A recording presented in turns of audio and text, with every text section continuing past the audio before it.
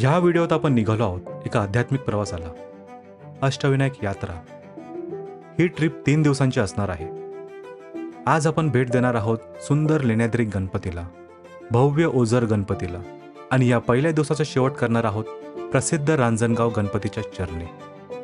धमाल, सुंदर drone shots, गणपतीचे दर्शन आणि बरंच काही। तर मग तयार आहात ना या शुभ आणि रोमांचक प्रवासासाठी? चला तर मग सफारी नामासोबत आणि एक नवीन आणि जबरदस्त प्रवासाला सुरुवात होते। पण यार काय सांगू, ही जी सगळी तयारी तुम्ही बघताय ना, या उत्साहात एक छोटासा घोळ झालाय। माझा नवीन माईक, ज्याच्यावर मी खूप विश्वास ठेवला होता, त्यानेच मला दगा दिला। प्रवासातला जवळपास सगळा ऑडिओ रेकॉर्डच झाला नाहीये, त्यामुळे हा व्हॉइस ओव्हर देण्याशिवाय माझ्याकडे दुसरा पर्यायच नव्हता। पण काहीही हरकत नाही, भावना आणि उत्साह तोच राहील। फक्त आवाज थोडा स्टुडिओमधला असेल। तर ही तयारी चालली आहे आपल्या अष्टविनायक यात्रेची। खूप दिवसांपासून मनात होतं की बाईकवरून अष्टविनायक दर्शन पूर्ण करायचं, आणि फायनली तो दिवस आलाय। चला तर मग घरातून निघालोय। सकाळचे साधारण 6 वाजलेत। शहराची गर्दी सुरू व्हायच्या आधी आपल्याला बाहेर पडायचं होतं। गणपती बाप्पांचं नाव घेऊन प्रवासाला सुरुवात केली आहे। तर मित्रांनो, तुम्हाला आधी आपला प्लॅन कसा आहे ना ते थोडक्यात सांगतो। ही आपली 3 दिवसाची राईड असणार आहे। आपल्या प्रवासाची सुरुवात होईल लेण्याद्रीच्या गिरिजात्मक गणपतीच्या दर्शनाने। तिथून आपण निघणार ओझरच्या विघ्नेश्वरासाठी, आणि पहिल्या दिवसाचा शेवट आपण करणार आहोत रांजणगावच्या महागणपतीचं दर्शन घेऊन। दुसरा दिवस आपण सुरू करणार आहोत सिद्धटेकच्या सिद्धिविनायकाकडे। तिथून पुढे मोरगावचा मयुरेश्वर आणि मग थेऊरचा चिंतामणी। हा दिवस जरा लांबचा असणार आहे, पण उत्साह तर पूर्ण आहे। शेवटच्या दिवशी आपण महडच्या वर्धविनायकचं दर्शन घेऊ आणि तिथून आपल्या यात्रेचा शेवट पालीच्या बल्लाळेश्वराच्या दर्शनाने करू। चला तर मग जास्त वेळ न घालवता आपल्या प्रवासाला खऱ्या अर्थाने सुरुवात करूया। तुम्ही माझ्यासोबत या प्रवासात सामील व्हा, हीच इच्छा आहे। बोला गणपती बाप्पा मोरया, मंगलमूर्ती मोरया। गाडी चालवून काही किलोमीटर अंतर पार केलं आणि अचानक सगळं दृश्यच बदलून गेलं। रस्ता पूर्णपणे धुक्याने व्यापलेला दिसतोय। आजूबाजूला असणारी सगळी झाडं, घरं धुक्याच्या पांढऱ्या आवरणात हरवून गेले, आणि या धुक्यातून एक सुंदर सूर्योदय होतोय। केशरी, गुलाबी आणि सोनेरी रंगाची उधळण जशी काय, खरंच डोळ्याचं पारणं फिटतंय। आता धुक्यातून बाहेर पडलोय खरं, समोर एकदम मोकळा रस्ता, थंडगार हवा सुटली आहे। हेल्मेटमधून येणारी हवा चेहऱ्याला स्पर्श करते, आणि तो उगवणारा सूर्य या झाडांच्या गर्दीतून हळूहळू वर येताना दिसतोय। काय सुरेख दृश्य आहे बघा। मी एकटाच या रस्त्यावर वेगाने गाडी चालवतोय, अंतर कापतोय। सूर्य डोक्यावर येण्याच्या आधी बरीच वाट पार करायची आहे। पण थोडं पुढे येताच रस्त्याचं एक ठिकाणी काम चालू होतं। जणू काय रस्ताच नव्हता, कच्च्या रस्त्यावरून गाडी चालवण्यासारखं वाटत होतं। गाडी खूप हळूहळू चालवायला लागत होती, प्रत्येक खड्ड्यावरून सांभाळून। विचार करा, जर ह्याच वेळी पाऊस पडला असता पण मात्र सगळा बेत फसला असता, चिखल झाला असता, गाडी पुढे गेली नसती, आजचा दिवस पूर्ण वाया गेला असता। पण ते म्हणतात ना, देवाच्या मनात असलं की सगळं काही सोपं होतं। आज वरच्या बाजूने सगळं काही व्यवस्थित होतं। रस्ता एकदम मोकळा झाला होता। गणपती बाप्पाच्या आशीर्वादानेच मला हा मार्ग मिळाला, आणि मी अगदी शांतपणे कोणत्याही अडचणीशिवाय त्यांच्या दर्शनासाठी पोचू शकलो। तर मित्रांनो, आपण आता मुरबाड क्रॉस केला आहे, आणि काय सांगू तुम्हाला, इथून पुढचं सगळं जे आहे ना ते एकदम बदलून गेलं आहे। जणू काय आपण दुसऱ्याच जगात आलो आहे। एकदम हिरवीगार झाडं, मस्त डांबरी रस्ता, एकदम स्मूथ राईड। शांतपणे माझी बाईक चालवतोय, काय भारी वाटतंय ना। ही सूर्याची किरणं कशी कॅमेऱ्याच्या लेन्सवर येऊन एक मस्त लेन्स फ्लेअर तयार करत आहेत बघा, एकदम मॅजिकल वाटतंय। आम्ही ना माळशेज घाटजवळ पोचलो होतो, पण रस्त्याच्या कडेला एक डोंगर होता ना, तो अक्षरशः एका बोटासारखा दिसत होता। अगदी सरळ शांत उभा होता। फायनली आपण आपल्या महाराष्ट्राचा प्रसिद्ध माळशेज घाट चढायला सुरुवात केली। रस्ता एकदम गुळगुळीत आणि मस्त आहे। रस्त्याच्या कडेला छोटे छोटे स्टॉल दिसत आहेत, पण अजूनही सकाळी सकाळी ते उघडले नाही आहेत। आणि अचानक आपल्या समोर आले ते भले मोठे डोंगर।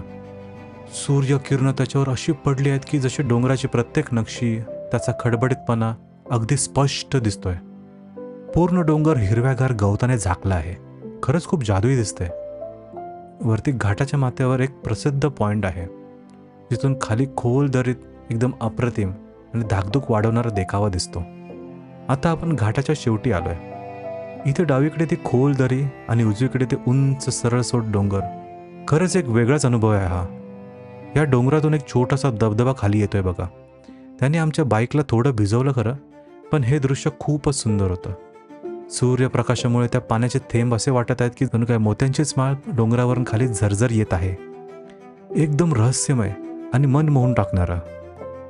हा सुंदर माळशेज घाट एका छोट्या बोगद्याने संपला. हे जे घाट आज बघतोय ना, हे नुसतं बघण्यासारखं नाहीये, हे अनुभवायचं आहे. मी स्वतः ड्रोन उडवत होतो तेव्हा हे डोंगर, या दऱ्या, हे झाडं सगळं कसं जणू निसर्गाने एखादं चित्रच रेखाटलंय. आज सकाळपासून नाश्ता वगैरे केला नाहीये, पण खरं सांगतो या सगळ्या दृश्यांनीच जणू पोटच भरलंय. हे जे निसर्गाचं सौंदर्य आहे ना, ते खरंच अवर्णनीय आहे. जे कॅमेऱ्यात पकडलंय ते दाखवण्याचा प्रयत्न केलाय, पण प्रत्यक्ष अनुभवणं हे खूप वेगळं आहे खरंच. या रस्त्यावर आलो की हे उजवीकडचं वळण लागलं की एक वेगळाच आनंद होतो. हे वळण आपल्याला उचलून येतं थेट गणेशखिंडीच्या घाटाकडे. आणि हा घाट म्हणजे माझ्यासाठी एक खास जागा आहे. काय सांगावं या रस्त्याबद्दल. एकदम फर्स्ट क्लास. लेन व्यवस्थित आखलेल्या, डांबरी रस्ता गुळगुळीत, आणि सगळ्यात भारी म्हणजे एकही स्पीड ब्रेकर नाही. म्हणजे गाडी चालवताना कसलीच धास्ती नाही. आणि हा घाट, या घाटातली हिरवळ ती तर बघण्यासारखी आहे. दोन्ही बाजूला एकदम दाट झाडी, डोंगर, असं वाटतं जणू निसर्गानेच रस्ता तयार केलाय. घाटाच्या वरच्या बाजूला पोचतो तसं हवामान पण बदलतं. थोडं गार वाटू लागतं, शांतता, आणि मग जसजसा घाट संपतो ना, तसंच ते सुंदर गणेशखिंड दिसते. तिथून खाली बघायला इतकं छान वाटतं ना. ते डोंगर, ते दऱ्या, सगळं कसं शांत आणि सुंदर. हा रस्ता म्हणजे नुसता प्रवास नाही आहे, तर खरंच एक अनुभव आहे. आपण पोचलो आहोत आपल्या प्रवासातल्या पहिल्या अध्यायावर, पहिल्या गणपती भेटीवर, म्हणजेच श्री क्षेत्र लेण्याद्री गणपती. लेण्याद्रीच्या पायथ्याशी पोचताच एक वेगळी शांतता जाणवते. तिथलं वातावरण खूपच प्रसन्न आणि भक्तिमय आहे. सह्याद्रीच्या कुशीत डोंगराच्या उंच माथ्यावर बसलेलं हे दिव्य स्थान लेण्याद्री गणपती, म्हणजेच गिरिजात्मज बाप, देवी पार्वतीच्या उदरातून जन्मलेला गणेश. एकमेव असा गणपती जो गुहेत वसतो आणि डोंगरावर विराजमान आहे.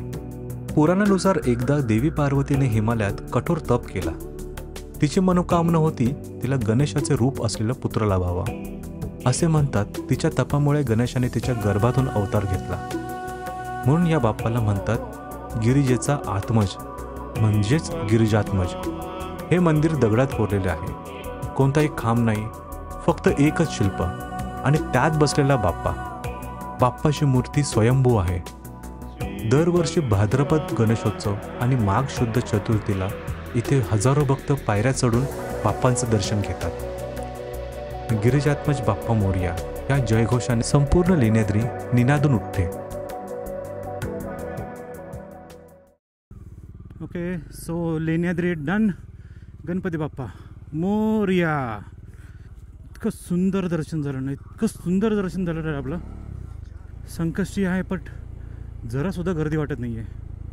सो लेण्याद्रीचं दर्शन झालं खरं, बट आयुष्यात इतकं मला थकायला झालं ना, बिकॉज फर्स्ट टाईम हे रायडिंग जॅकेट घालून ॲक्च्युली मी चूक केली. ते काकांकडे मी जिथे मी बॅग ठेवली राईट, त्यांच्याकडे रायडिंग जॅकेटही ठेवायला हवं होतं. बट खरंच मी मूर्खपणा केला आणि जॅकेट घालून मी गेलो. प्लस त्याच्यात ही टँक बॅग होती. टँक बॅगला मी बॅकपॅक बनवून माझ्या खांद्यावरनं घेऊन गेलो तिला. आणि त्या गोष्टीमुळे झालं मला इतका थकवा जाणवला आणि इतकं थकलेलो ना मी, आणि अक्षरशः माझे पाय लटपटत होते. पण शेवटी गणपती बाप्पांचीच कृपा, मी गणपती बाप्पांच्याच हाताला धरून वरती आलो आणि शेवटी त्यांचं दर्शन झालं. लेण्याद्री आपलं टिक. आता आपल्याला ओझरकडे जायचं आहे. वाटेत इतकी लोकं भेटली ना मला, इतकी लोकं भेटले. सगळेजण विचारतात शूटिंग करताय का, काय कॅप्चर करताय का, कुठे चालले, कुठनं आले. इतकं भारी वाटतं ना बघायला यार. इतर वेळी असं तसं कोण आलं वगैरे तर कोण एकमेकांना विचारत नाही, पण जेव्हा आपण एका वेगळ्या टायरमध्ये असतो, हातामध्ये काही वेगवेगळे इक्विपमेंट्स असतात. माझ्याकडे ड्रोन होता, मी तो ड्रोन उडवला, तर ते ड्रोन बघायला बरीचशी पब्लिक जमलेल्या. म्हातारे तर त्यांनाही माहिती होतं की हा ड्रोन आहे. अरे ड्रोन आहे का असं जेव्हा त्यांच्या तोंडातून निघालं ना, मला इतकं हसायला पण आणि इतका आनंद पण झाला ना. म्हणजे ह्यांनाही किती कुतूहल आहे बघा या सगळ्या गोष्टींचं. सो अशा काही गोष्टींना प्रेरणा देतात प्रवासात पुढे पुढे पुढे पुढे जाण्यासाठी. ह्या प्लेट्स लावल्या आहेत, बऱ्यापैकी एरिया कव्हर केल्या. वाव, तुमचं आहे काय? एक हेल्प हवी होती रे, ही बॅग फक्त एक ठेवायची होती, चालेल ना? सो फायनली आपण आलेलो आहोत ओझरला. येस, इथे सुद्धा तो जो मित्र होता त्याने मला तिथे बाईक लावायला दिली आणि तिथं मस्तपैकी आता बाईक लावून मी आता बाप्पाच्या दर्शनाला चाललो आहे. येस, ऑफकोर्स त्याने आपली आता एवढी मदत केली, आपण जाताना त्याच्याकडनं काहीतरी घेऊया. ओके, असंच निघणं बेकार वाटेल. सो लेट्स सी त्यांच्याकडे काय मिळते आणि आपण काय घेऊन जाऊ शकतो वाटेत खायला. या जुन्नर तालुक्यात वसलेलं एक पवित्र स्थान ओझर गणपती, म्हणजेच आपल्या सर्वांच्या विघ्नांचा नाश करणारा श्री विघ्नेश्वर बाप्पा. पुराणानुसार एकदा विघ्नासूर नावाचा असुर देव ऋषींना त्रास देऊ लागला.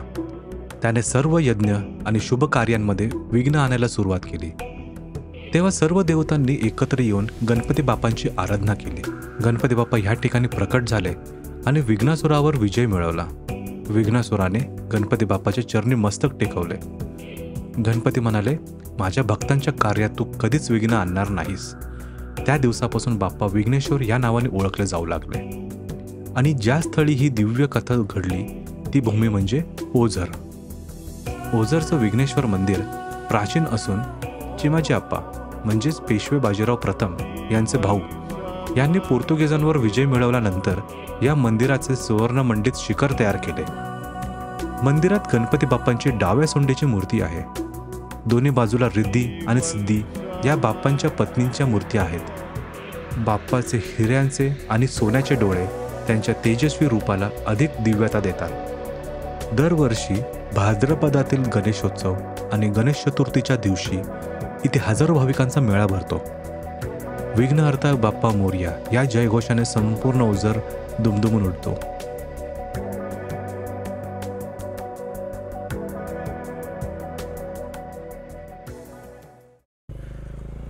अशा प्रकारे आपला दुसरा गणपती सुद्धा झालेला आहे. यप, आणि सुंदररित्या दर्शन झालं आहे, सुंदररित्या, काहीही अडचण न येता निवांत दर्शन झालं. आज संकष्टी आहे, वाटलं गर्दी असेल, बट नाही, गर्दी नव्हती. आणि मंदिराची जी सजावट केली ना, असं फुलांनी पूर्ण अख्खं मंदिर सजवलेलं होतं. ते प्रॉब्लेम्स नाही म्हणता म्हणता आता एक नवीन प्रॉब्लेम आला. माझा फोन जो मी ह्या मोबाईल स्टँडवरती लावला आहे राईट, तो झाला हीट. तर तिथे टेम्परेचरची वॉर्निंग येते. गरमी तर चिकार आहे, तर करायचं काय याला? ओके, दर्शन तर मस्त झालं आणि तुम्ही ड्रोन शॉट्सही बघितलं असाल गाईज. सो येट्स, आपण आता सरळ आलो, आता आपल्याला लेफ्टला जायचं आहे. सो नाव नेक्स्ट डेस्टिनेशन रांजणगाव.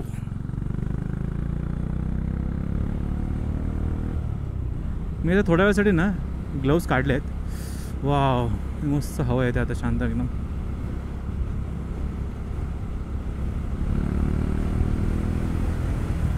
असलं पाणी आहे ना यार, हे वरून ड्रोनवर किती भारी दिसत होतं ना मगाशी, सुंदर एकदम. सो आता मॅपवरती दाखवतं आहे 1 hours 24 minutes. ॲक्च्युली 1.5 तासच आहे, जास्त लांब नाही आहे बघायला गेलं तर. आपण लवकरही पोचू शकतो. The reason why I'm doing 3 Ganpati right आजच, ऑफकोर्स मी सुट्टी टाकली आहे, ती एक काइंड ऑफ ॲन अनप्लॅन्ड लीवसारखीच. मी एकदम लास्ट मंथपर्यंत विचार करतो सुट्टी घेऊ नको घेऊ, पण आता घेतली आहे. बट द थिंग इज, थोडं ऑफिसचं काम निघून आलं आहे अँड ॲटलिस्ट इव्हनिंगला मी आमच्या मॅनेजरला प्रॉमिस केलं आहे की मी इव्हनिंगला अवेलेबल असेन. सो मला रांजणगावला पोहोचून तिथे अकोमोडेशनचं काहीतरी बघावं लागेल, किंवा मग रांजणगाव टू सिद्धटेक, ओके, त्या रूटला काय अकोमोडेशनचं काय ऑप्शन असेल ना, तर ते मला ते बघावं लागेल. त्या हिशोबाने माझा त्या हिशोबाने मग ठरवेन मग रांजणगावला स्टॉप करणार आहे की पुढे मला कुठे जावं लागेल ते. Okay, but yes, I need to work. It's not that easy. पण एन्जॉय करतोय. I am enjoying it. Wow. Dharmaveer Chhatrapati Sambhaji Maharaj स्मारक. काय चिराचं घर बांधलं यार. कसलं बांधकाम आहे. एक नंबर अफलातून यार. म्हणजे कोकणातनं चिरा येतो ही कमाल वाटतं हा इकडे. इथे हा किती किती महाग असेल ना इकडे. गावागावातून गल्ली गोळ्यातनं रस्ता दाखवत आहे. सही आहे. कधी विचार पण केला नव्हता नारायणगावच्या गल्ली गोळ्यातनं मी फिरेन. ते या ट्रिपमुळे फिरायला भेटतंय.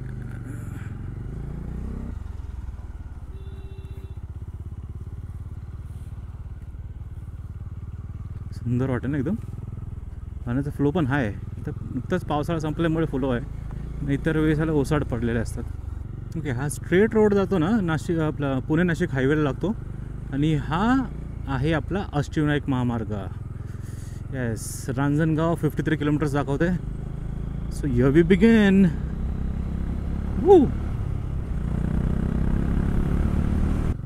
यार जर असाच जर रोड भेटला ना खरंच मजा येणार. आणि असाच असू दे बाप्पा. असाच असू दे.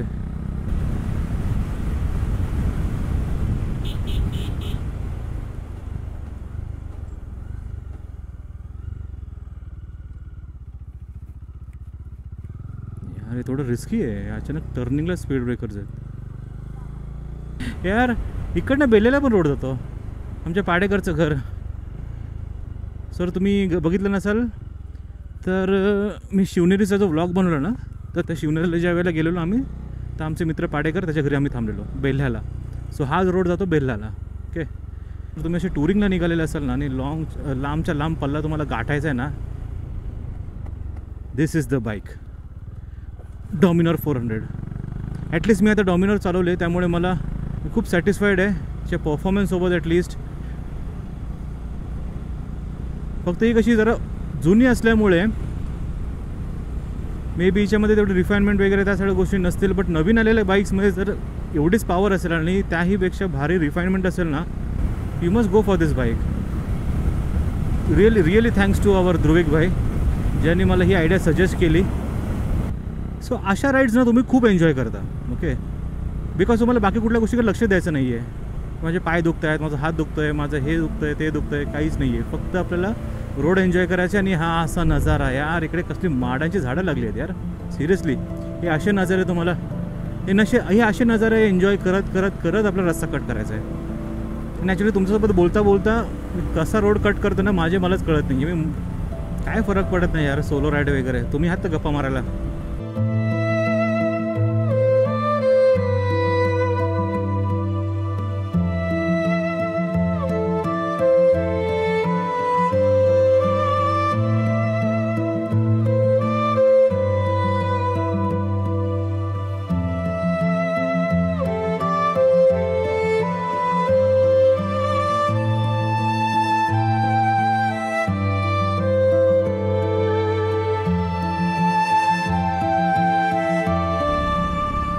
सुंदर रस्ता आहे ना यार. Plain society. या रस्त्याची तारीफ करू तेवढी कमी आहे. आणि आपले मुंबईचे रस्ते एक नंबर यार. आई शपथ. शेळ्या बघा. सीट यार. मग अशी ड्रोन उडवला ना तो इकडे उडवायला बघा होता. फ्रिक्स. मिस्ड इट यार. आता नाही थांबू शकत. थोडा लेट झाला आहे. बट इसको बोलते रास्ता यार. इसको बोलते रोड्स. टूरिंग लायक. थांबल्यावर ॲक्च्युली मला घाम आलेला. ते आता हवा लागल्यामुळे ना इतकं गार वाटतंय ना. ही कसली बाग आहे नेमकी. ही लावलेली झाडं आहेत. ही काय अशी आलेली झाडं नाही आहेत. त्याची लाईनमध्ये दिसत आहेत.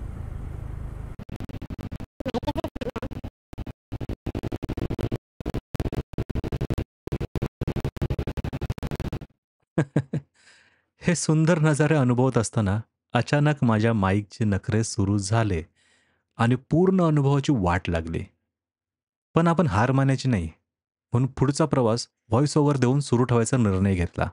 सो गाईज मी फायनली डिसाईड केलं की इथे एक रूम घेऊया आणि त्या रूममध्ये आपण थोडं फ्रेशन वगैरे होऊया. मी सगळं सामान माझं सगळं काही पुरं पसरून ठेवलं आहे, जॅकेट सगळं पसरून ठेवलं आहे, कपडे टी शर्ट बिशर्ट जे काय ओले झालेले ना घामाने सगळे पसरून ठेवले आहेत.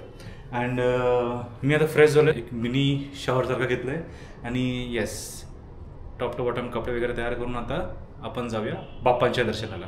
आता जरा फ्रेश वाटतं आहे, जरा मस्त निवांत वाटतं आहे, तर निवांत दर्शन करूया जेणेकरून कसं तिकडून आल्याच्या नंतर आपल्याला हवा तेवढा वेळ भेटेल. ओके, तर मीन वेळ त्यानंतर आल्याच्या नंतर बरेच काही ना छोटे छोटे काम ऑफिसचे थोडंफार काम करायचं आहे, प्लस मला सगळं डेटा कॉपी वगैरे करून घ्यायचं आहे, नेक्स्ट डेची प्रिपरेशन करायची आहे.